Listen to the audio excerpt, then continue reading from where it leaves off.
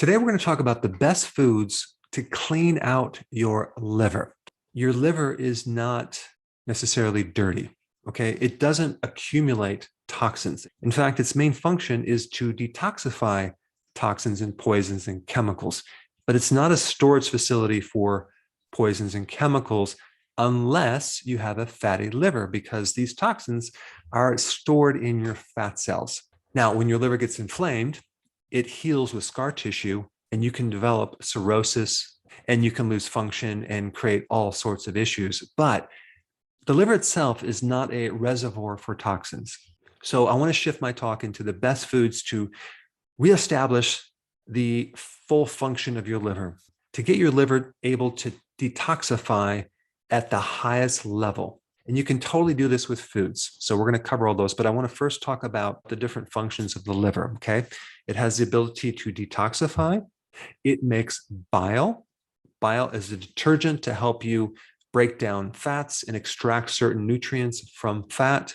Your liver is a main producer of hormones. That's right. One being IGF-1, insulin-like growth factor number 1. Now, what is that? That is a very similar hormone to growth hormone. Growth hormone is made by your pituitary gland. It's sent to the liver. It works through the liver. And you can kind of consider IGF number 1 as an extension of growth hormone. It performs very similar functions. So it has everything to do with helping you burn fat. It's an anabolic hormone, so it helps you build muscle. It has everything to do with building proteins. And it also can help tap into your fat reserves and your stored sugar reserves for fuel. Now, your liver also makes steroid hormones, okay, like estrogen, progesterone, testosterone, vitamin D3, which, by the way, acts like a hormone in the body. In fact, it probably is a hormone, but we classified it as a vitamin. And the other sex hormone is cortisol, the main anti-inflammatory hormone in the body, the main hormone that helps you adapt to stress. So without cortisol, your body can't adapt to stress, and you're going to get really stressed out. In fact, 80% of the cortisol floating through your bloodstream originates from your liver. So all these steroid hormones come from this one thing, cholesterol. And so the liver is part of the building block of not just cholesterol, but a real key part in the creation of those hormones. And what's interesting is that people take certain drugs to block cholesterol, like statins. Well, guess what's going to happen to these hormones? You're not going to be able to make them efficiently. You're going to have all sorts of issues. And your liver makes a good portion of the cholesterol in your body. And take a wild guess what material it makes cholesterol from. If you guess dietary sugars, you are correct. So cholesterol is made from carbs. And cholesterol also makes certain proteins that transport things in the body, like cholesterol, like estrogen, like testosterone, different hormones. Because these hormones made from cholesterol can't travel that well through the blood, your liver packages them in proteins so they can be transported. So your liver has a post office function in that it is able to package certain things and send them throughout the body. Now, these proteins just don't transport certain things. They also buffer or regulate certain hormones. So if there's too much estrogen, for example, or too much cortisol, your liver will buffer that with these proteins to make sure that things are in balance. All right, so those are just some of the many functions of the liver. Your liver actually has 500 different functions. Now, before I get to the food, I just want to briefly mention the different symptoms that occur when you have damage to the liver. One would be itchiness in the body. Another one would be that your skin and the whites of the eyes turn yellow. That's called jaundice. The next one is lethargy. And then you have achy joints. So many people who are stiff and have inflammation in the joints really have a liver problem. Feeling nauseous is a big symptom of the liver. Having a lowered cognitive function could be liver related. And if you have gallstones, there's definitely a problem with the liver, simply because the liver makes bile, and it's a deficiency of bile and a high level of cholesterol that makes you end up with gallstones.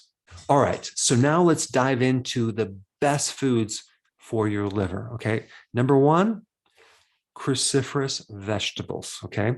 Talking about kale, broccoli, Brussels sprouts, radish, arugula, wasabi, mustard, mustard greens. They are all cruciferous vegetables. They are very high in a natural phytonutrient called sulforaphane. And sulforaphane helps to detoxify the liver. It helps the liver to get rid of inflammation. And inflammation leads to insulin resistance. It leads to high insulin. It leads to diabetes, and it can even lead to cancer. So sulforaphane is a really important liver protective compound, and it can also help if there's fat in the liver. And with enough sulforaphane, let's say, for example, if you drank too much coffee, sulforaphane helps to quickly detoxify things like caffeine, drugs, chemicals, and even poisons. Eating cruciferous vegetables with sulforaphane can even enhance the liver to the point of having an enhanced function of the liver even 2 weeks after where you stopped eating cruciferous vegetables. So some of the effects from eating cruciferous vegetables extend into the future, even if you don't eat them. That's pretty cool. Now, if you consume cruciferous sprouts, okay, you get a major enhancement in sulforaphane, especially when we're talking about broccoli sprouts, radish sprouts, and even mustard seed sprouts. So sprouting is a very, very smart thing to do because all you need is just a little bit of those sprouts on your salad to create a huge effect. You see, one of the key enzymes to activate sulforaphane is destroyed with heat. So if you overcook broccoli or especially cauliflower, you're not going to be able to get this full magnitude of sulforaphane unless you at the same time add a little sprouts to your salad or a little bit of raw cruciferous. Or if you added a little bit of mustard to your meal, because mustard has a lot of that enzyme, because it's a cruciferous, that will help activate sulforaphane in the food that is cooked. So this is just another reason why when you have a salad, you want to add different things to it, like sprouts. And there's many other phytonutrients in cruciferous vegetables that support the liver function, which also have a lot to do with decreasing complications from diabetes and free radical damage, and improving sensitivity to insulin and improving insulin resistance and just supporting your blood sugars. Personally, I consume a lot of arugula in my salads. So that is just loaded with those enzymes to activate sulforaphane.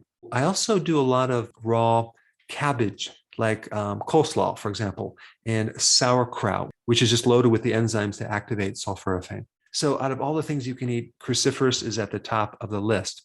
Now, the number 2 item is garlic. Now, garlic is something that is loaded with sulfur, and sulfur is a wonderful thing to detoxify the liver and also act as a natural antibiotic. So it's very, very antibacterial, antifungal, antiviral. And garlic is really good for stripping off fat from your liver. And garlic also has a lot of vitamin B1 as well. I mean, garlic is just one of those superfoods. It's anti-inflammatory. It's a very powerful antioxidant, and it has huge anti-cancer properties. All right, the next one for the liver is turmeric, okay? Now, the active phytonutrient in turmeric is curcumin. Curcumin is just a powerhouse in reducing inflammation. There was someone recently who had lifelong headaches, okay?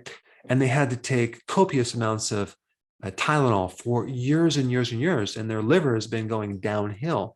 And so one of the key things that she did is started taking turmeric on a daily basis. And so not only did her headaches go away, but now going in the future, not having to take Tylenol, her liver is going to do much, much better. Now, one thing I want to say about the liver is that the liver is rugged, it's tough, it can bounce back unless it's completely destroyed. It only needs a little bit of itself to function. And a lot of people have destroyed a good portion of their livers, and they're able to exist and survive, which is quite amazing. But out of all the organs, the liver is the most robust. It can take a beating and it can bounce back. Now, turmeric can also detoxify heavy metals like lead, mercury, cadmium, and even arsenic. Turmeric helps to repair and regenerate liver function. Turmeric helps stabilize the mitochondria, which is why it's very anti-cancer, because the origin of cancer happens with damaged mitochondria. Turmeric is very heavily studied, especially in its ability to decrease fat on your liver. So if you combine a ketogenic diet, low carb, with intermittent fasting and turmeric and some of these other compounds, you are going to be in really good shape as far as having a healthy liver. Now, the next one on the list is beets. Beets have always been known to help detox the liver. They can help reduce liver enzymes. If the liver enzymes are high, they can help reduce them. The phytonutrients in the pigments in beets can help activate the release of bile salts, and that can help decrease the fat in your liver. But beets are hepatoprotective, which means they protect the liver cells and they can significantly reduce inflammation in the liver. And if they can reduce inflammation in the liver, they can slow down the process of fibrosis and scar tissue and cirrhosis. Now, a question that people might have is, what about beets and being keto friendly? Is it going to spike my blood sugars?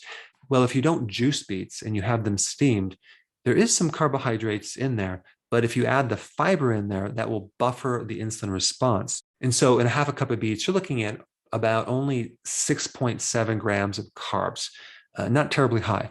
Now, the next food I want to talk about is mushrooms. Now, what's so important about mushrooms with the liver? Well, mushrooms are the food that has some of the highest amount of glutathione, and glutathione is the main antioxidant for the liver, especially if you do turkey tail mushroom and oyster mushrooms and other mushrooms as well. Mushrooms are hepatoprotective. That means they protect the cells of the liver. All right, now we get to avocados.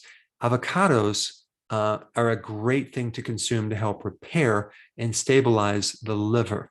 Avocados, too, are high in glutathione that support the liver.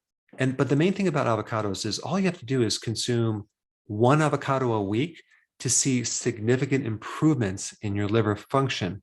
Avocados are very, very anti-inflammatory, and inflammation in the liver leads to so many issues, including hepatitis, including fatty liver, as well as cirrhosis. So anything that can lower inflammation would be very good for the liver.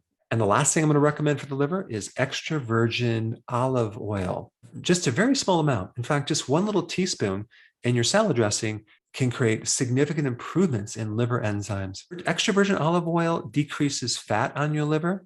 It improves insulin sensitivity. It reduces insulin resistance. And it's a very powerful anti-inflammatory. So there you have it, the best foods to help support a healthy liver. And if you haven't seen some of my other videos on the liver, I created a playlist for you right here. Check it out.